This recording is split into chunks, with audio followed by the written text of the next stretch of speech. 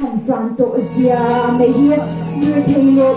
Không sẽ ý cao là giao gốc xế Tân vàng lại các cháu như kéo như lên nhiều léo xin người lệ Mì đi hạ gắn thịt nó lên ăn Mê á chán thua giải đi hạ đoàn em mấy khổ bác Đúng là chẳng mạng như ống lạ mạng như phồn gắn khởi liệu đúng không ta Dần đi cho gắn vàng lại gắn chán thế để như nhận ăn tiếng một người khác Các kéo chứ hạ gắn này đâu na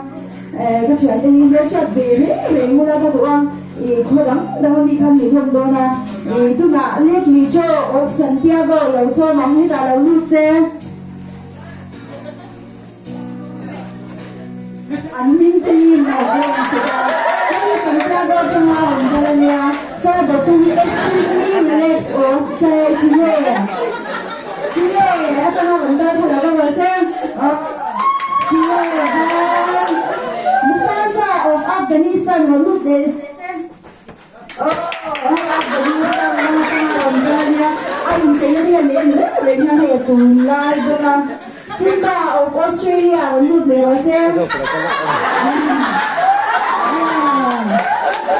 James Arthur of Indonesia và lút để xem John Anthony John Chacheng of Tikuri và lút để xem Anh minh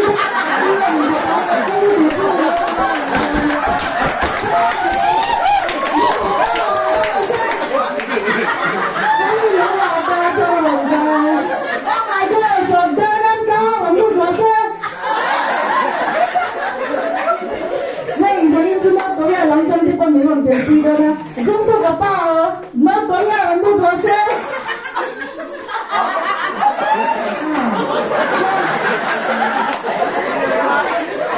Cho nên mình sẽ mà, em lúc xưa nhiều Israel vẫn luôn để xe.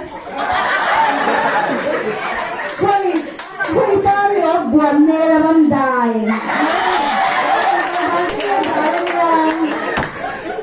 Đây ở Philippines, rồi đâu có xe.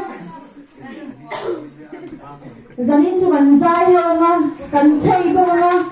đám cho tăng hơn lâu làm quy về đơn nha, tăng lông yếu mì cho làm không mình mua xe. Mexican girl of Mexico mua để xe. Cho nên zanin nha, sofa, mà lại cái cho nên bị phá phải sofa về đất về, hay zanin thì cho nên sofa về satu han mình sẽ làm cái này đâu na, qua một lần tôi ở, para